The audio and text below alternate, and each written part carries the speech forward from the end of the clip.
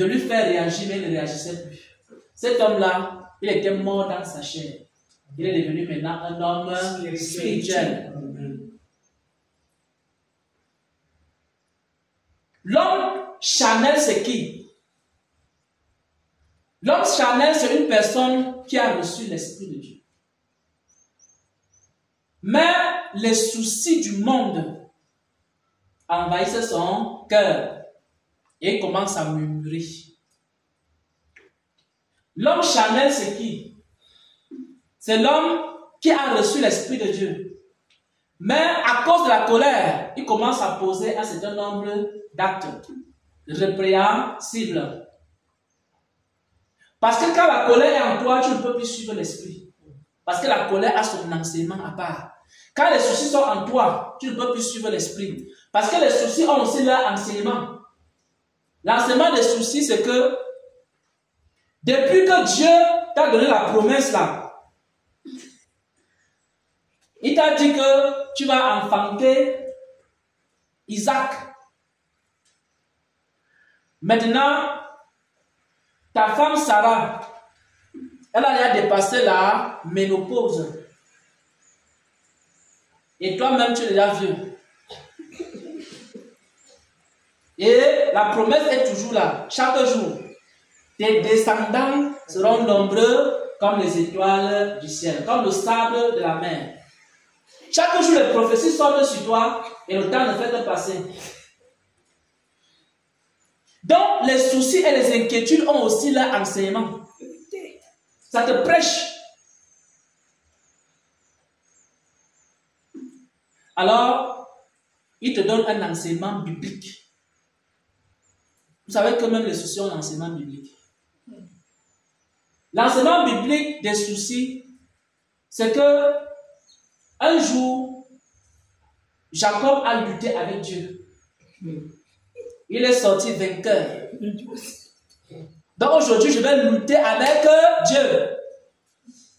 Seigneur, si tu ne me donnes pas ceci, aujourd'hui, toi et moi, on va faire une nuit de prière de combat. Le combat, c'est pas contre les démons, c'est contre Dieu. Il y a même des prédicateurs de la chair. Je vais vous raconter l'histoire d'un prédicateur de la chair.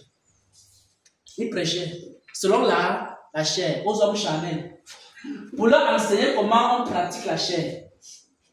Alors il dit qu'il y avait une femme. Elle n'était pas mariée et le temps ne faisait que passer. Et comme le temps passait, elle s'est un jour énervée. Elle est restée dans sa chambre. Elle s'est déshabillée. Elle a dit que Dieu, toi et moi, aujourd'hui, comme tu ne veux pas me donner un mari, viens donc m'épouser. Me voici, elle s'est déshabillée, elle dit à Dieu, viens donc. Toi, tu es esprit là-bas, moi je suis chair et mon corps me dérange. Et comme tu ne veux pas me donner le mari, alors viens m'épouser ici dans la chambre. Si elle a fermé la chambre, elle a demandé à Dieu de venir l'épouser. Alors, elle a prié, Seigneur, épouse-moi, Seigneur, marie-moi, Seigneur, viens. Me faire bisous. À Dieu. Et maintenant, quand elle a fini ça, elle entend, il était peut-être 2h du matin, quelqu'un est venu toquer à la porte. Elle dit que c'est moi le frère tel. Vraiment, le Saint-Esprit m'a envoyé pour venir t'épouser. Et le prédicateur de la chair était en train de dire que c'est comme ça qu'on doit faire. Yes. Donc, quand la promesse tarde à venir, tu commences à faire les nuits de prière.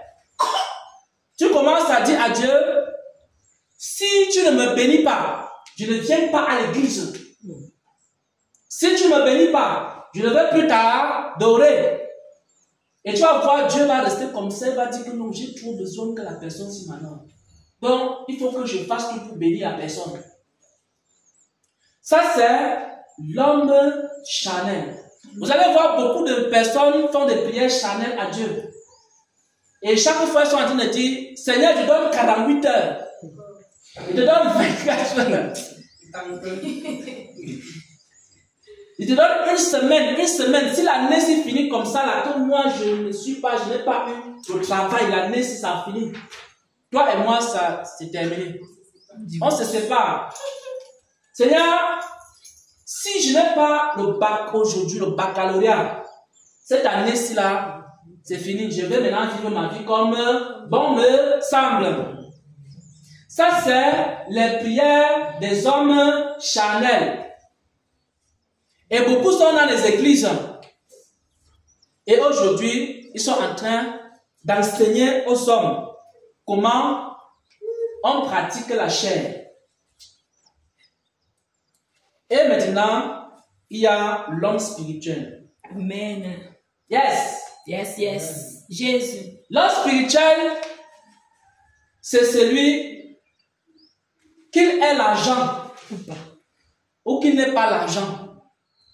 Il ne va jamais suivre la chair. Qu'il soit riche ou qu'il soit pauvre, il adore le Seigneur. Amen.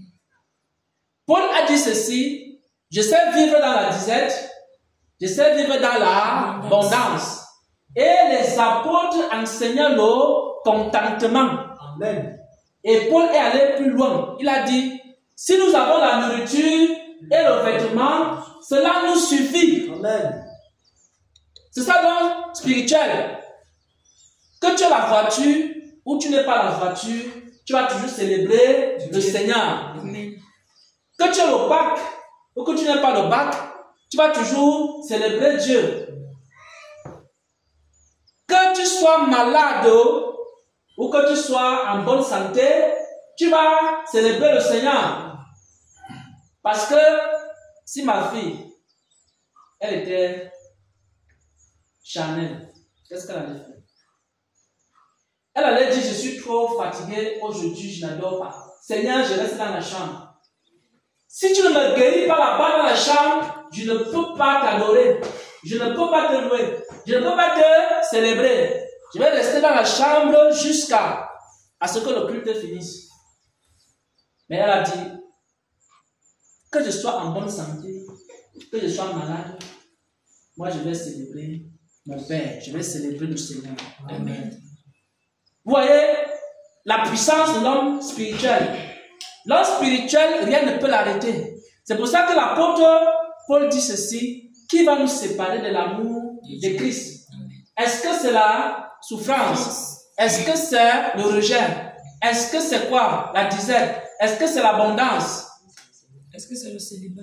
Est-ce que c'est le célibat? Est-ce que c'est le chômage? Amen. Qu'est-ce qui peut nous séparer de l'amour de Christ? Rien. Donc l'homme spirituel, c'est quelqu'un qui ne suit pas la chair. C'est quelqu'un qui suit la parole de Dieu. C'est quelqu'un qui suit la volonté de Dieu. C'est quelqu'un qui reçoit de Dieu. C'est quelqu'un qui obéit et qui marche par la foi et non par la vue. Amen. Il ne regarde pas les tempêtes, il regarde le Seigneur Jésus-Christ. Amen. Et cet homme-là, le diable a peur de cet homme. Le diable ne peut pas contrecarrer cet homme. Parce que Jésus a dit ceci: Satan n'a rien à moi. Ça veut dire que la personne, il n'y a rien de charnel en lui. Et il ne marche pas selon les principes de la chair. Il ne marche pas selon ce qu'il voit. Il ne marche pas en contemplant la tempête, les vents et le monde. Il marche selon la pensée, la parole, la volonté de Dieu. Et pendant qu'il est en train de marcher ainsi, alors il y a des signes, des prodiges, des miracles qui accompagnent l'homme spirituel. Amen. Je vous dis la vérité. L'homme spirituel, c'est l'homme quand il est malade, il ne commence pas à murmurer. Il commence à rendre grâce à Dieu. Et pendant qu'il rend grâce à Dieu, la maladie s'en va. Amen.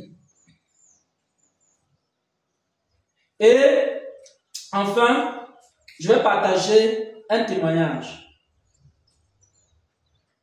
Ça, c'est le prédicateur spirituel. C'est par là qu'on va terminer. Parce qu'il y a deux prédicateurs spirituels et charnels.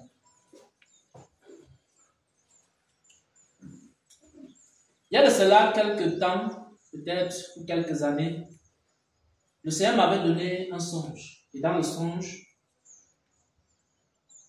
l'enlèvement devait avoir lieu et il fallait préparer le peuple de Dieu à l'enlèvement.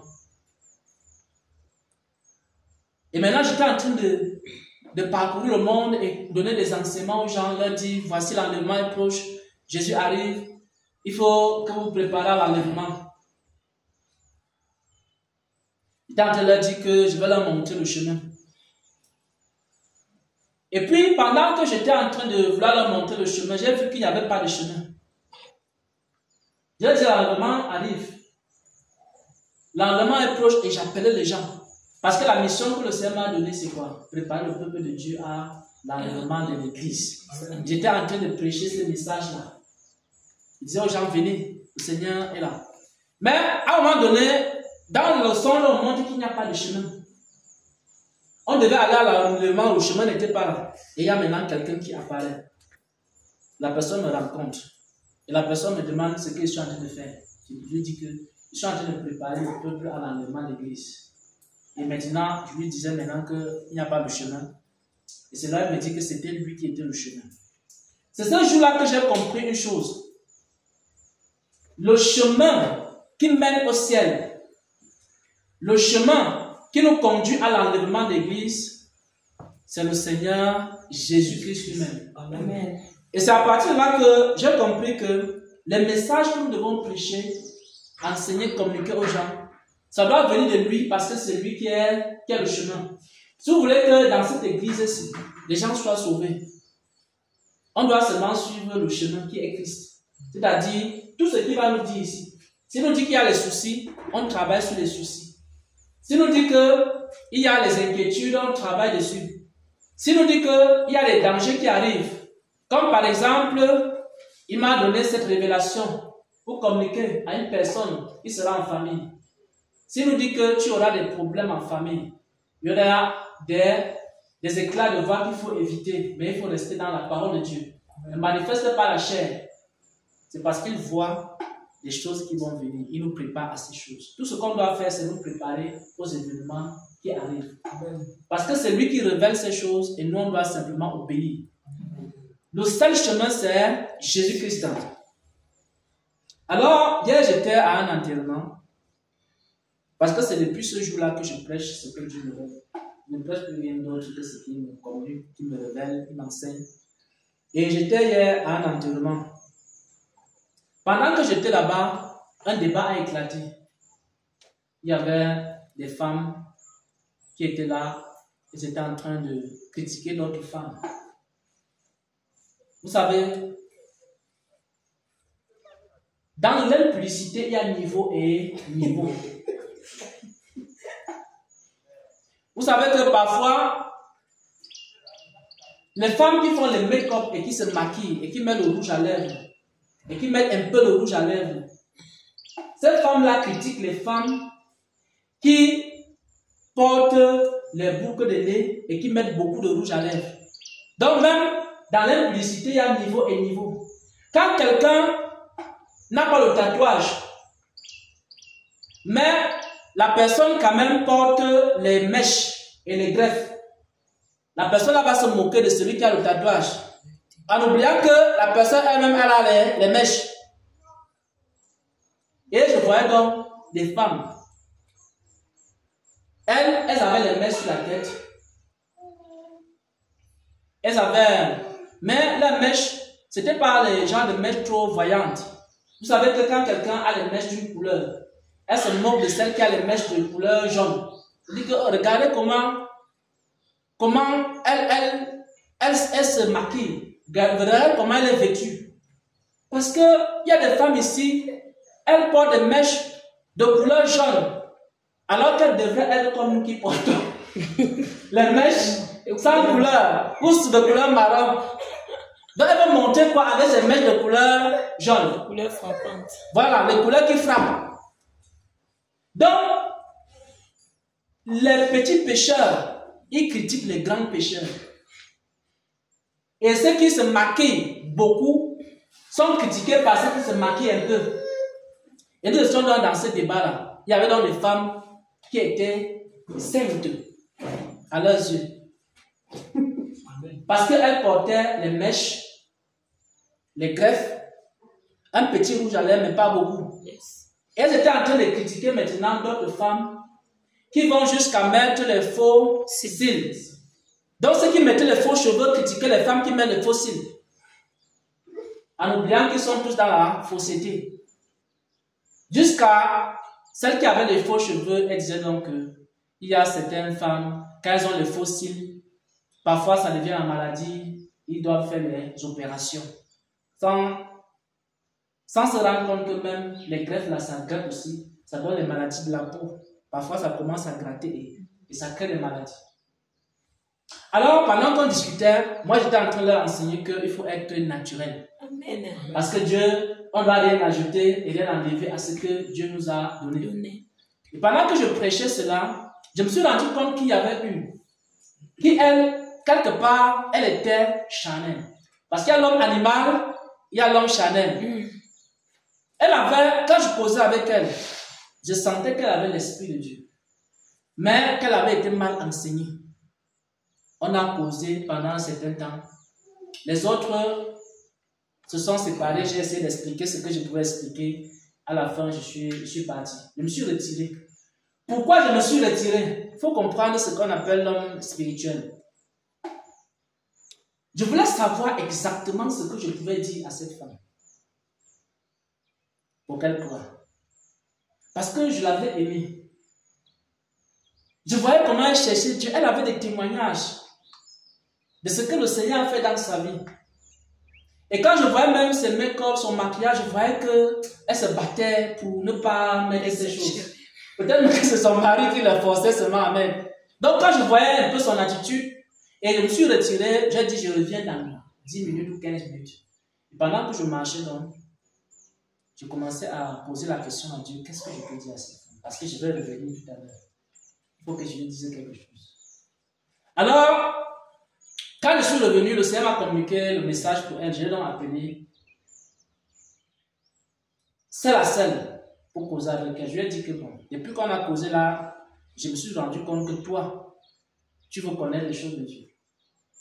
Et je lui ai donc donné un enseignement que le Seigneur m'a transmis pour elle.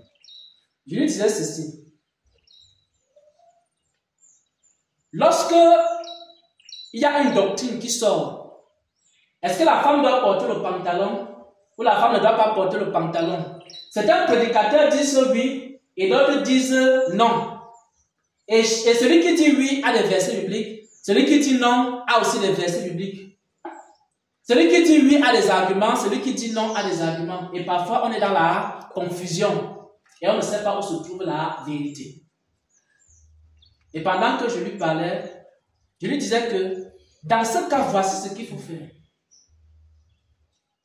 Prends d'abord ton pantalon, tu le mets de côté. Parce que tu es dans le doute. Tu ne sais pas si la femme doit porter le pantalon ou elle ne doit pas porter. Tu ne sais pas si la femme doit porter les greffes, les mèches ou elle ne doit pas porter. Et comme tu es dans l'incertitude et que tu n'as pas la conviction, parce que ce qui n'est pas le fruit d'une conviction est un péché. Alors, prends d'abord tes mèches, prends d'abord le pantalon et tu mets le pantalon de côté. Et maintenant, tu cherches la face de Dieu. Quand tu mets le pantalon de côté, Dieu va voir la sincérité de ton cœur. Et tu dis, je ne porterai plus jamais le pantalon jusqu'à ce que le Seigneur m'ait enseigné là-dessus. Et pendant que je causais avec elle, il y a quelque chose qui s'est passé. C'est là qu'elle commence à me dire que pendant qu'elle venait en voiture, elle entendait, elle voyait une voix. C'était comme si une voix qui lui parlait bien dans les pensées. Elle voyait des femmes. Et quand elle voit une femme, elle est en pantalon. Elle voit les formes de la femme. Elle commence à se dire, est-ce que ce n'est pas la raison pour laquelle il y a certains prédicateurs qui disent que la femme ne doit pas porter le pantalon? Elle se disait, mais quand elle regarde, elle trouve que le pantalon n'est pas bien pour la femme. Et la voix était en train de lui dire que, regarde un peu comment cette femme-là, elle est habillée. Regarde comment ses formes sont dehors. Regarde comment les gens la regardent. Et elle a commencé à penser en elle-même que certainement, ceux qui prêchent contre le pantalon, même le pantalon féminin, que certainement c'est pour ça que, et c'est là où j'ai compris qu'effectivement, elle cherchait la vérité. Et je lui ai conseillé de mettre les pantalons de côté. Et en même temps, le Saint-Esprit était en train de lui parler. Et en faisant cela, elle devient donc quoi? Elle devient quoi? Une personne spirituelle. Alors, l'homme spirituel, c'est une personne qui écoute Dieu et qui marche selon l'Esprit de Dieu. Amen. Tout simplement. Et ce matin, j'ai posté quelque chose dans le groupe. Beaucoup vont se poser la question, mais pourquoi nos invités Xavier, dimanche matin, ils postent salutations dominicales. Je ne me suis pas levé pour poster. J'étais couché dans la nuit, j'entendais une voix. Et je voyais une personne qui me disait que je dois faire des salutations dominicales. Donc le matin, quand je me suis réveillé, je me posais la question de savoir qu'est-ce que je dois même donner comme salutation. Parce que j'ai reçu le message. Je n'ai pas prévu donner une salutation. Il faut que vous compreniez ce que c'est qu'un homme spirituel. Un homme spirituel, c'est quelqu'un qui ne s'appartient pas à lui-même. Il attend tout de Dieu.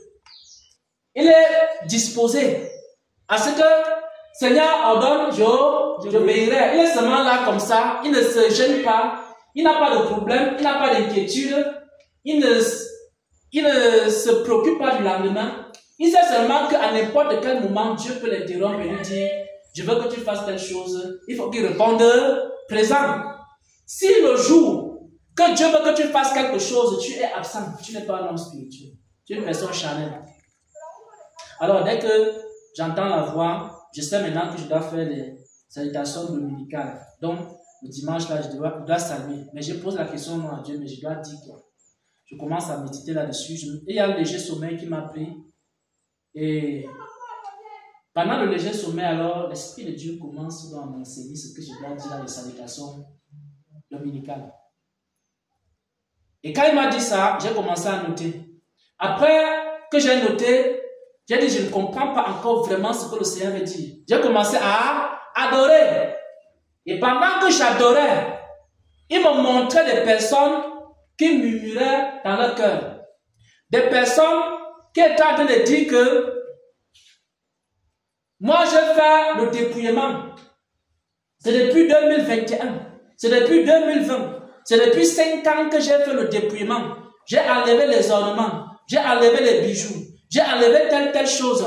Mais ma vie n'a pas changé. Les gens étaient en train de murmurer. Et je voyais ça en esprit. Pendant que j'étais en train d'adorer. Et on me montrait encore d'autres personnes qui se plaignent et qui murmurent. J'ai donné mon corps comme un sacrifice vivant, saint, agréable à Dieu. Me voici maintenant avec le corps là. Il n'y a personne qui veut m'épouser.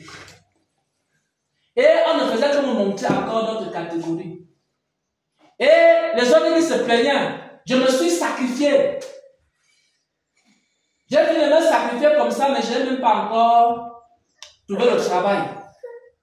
Et d'autres se posaient des questions. Et ils posaient ces questions-là à Dieu. Mais le Seigneur me faisait comprendre que le cœur de ces hommes-là était un cœur qui était blessé, brisé, malade. Ils avaient besoin de passer par quoi? Par un temps de repentance. Pour que Dieu fasse quoi? Qu'il restaure leur cœur. Aussi longtemps que ces inquiétudes-là sont dans leur cœur, ils ne peuvent rien faire dans la vie. Ils ne peuvent pas produire de fruits. Ils seront toujours des hommes charnels. Et le Seigneur m'a donné donc ce message et c'est ça que j'étais en train de partager. Et j'essayais de noter tout ce que j'écrivais là, c'était ce que je recevais. Je sais que beaucoup, quand vous partagez des choses, quand tu regardes quelque chose, dès que ça te plaît, tu partages. Mais l'homme spirituel ne partage pas les choses pour partager.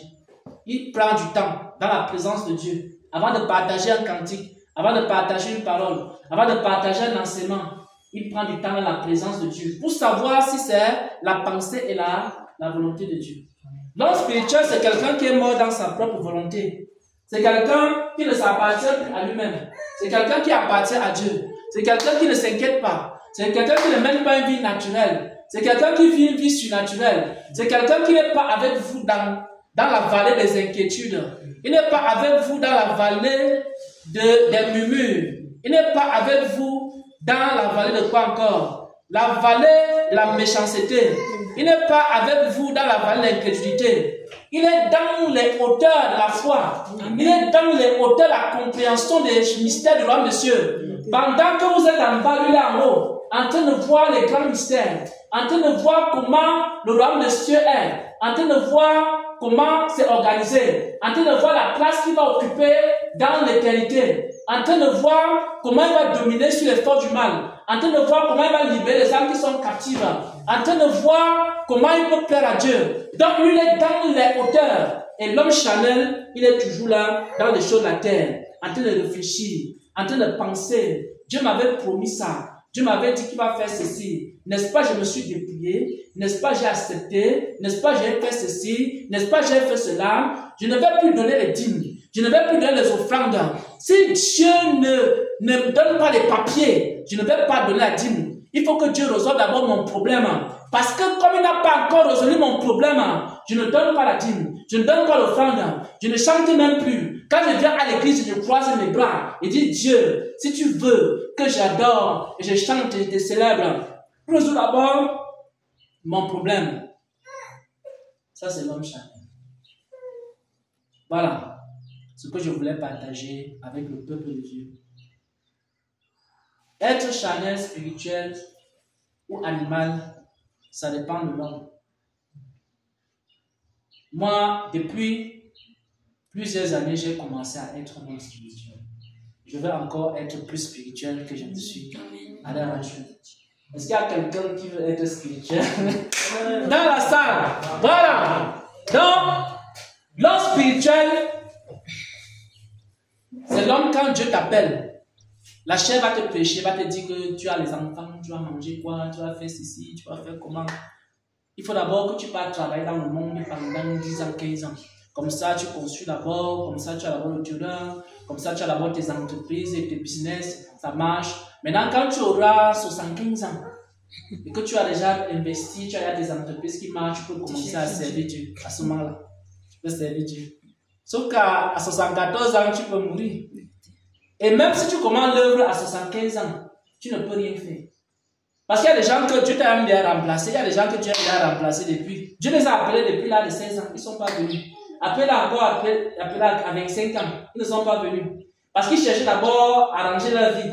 Après, ils ont encore appelés à 30 ans, ils ne sont pas venus. À 40 ans, Dieu les a déjà remplacés, là, il a mis quelqu'un d'autre.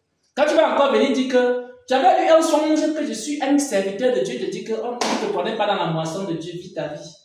Il y a des gens que on ne les connaît plus aussi, on les a déjà remplacés depuis. Parce qu'ils attendent à avoir 80 ans pour commencer à servir Dieu. Voilà, je rends grâce à Dieu parce que nous tous ici, nous nous efforçons. Si nous ne sommes pas déjà, parce que nous tous, ou presque ici, nous sommes des hommes spirituels. Et c'est une grâce. Tout le monde ne peut pas être spirituel. Si vous savez les plans de fer que les gens font avec Dieu. Voilà. Donc, nous allons faire la prière de clôture. Et on va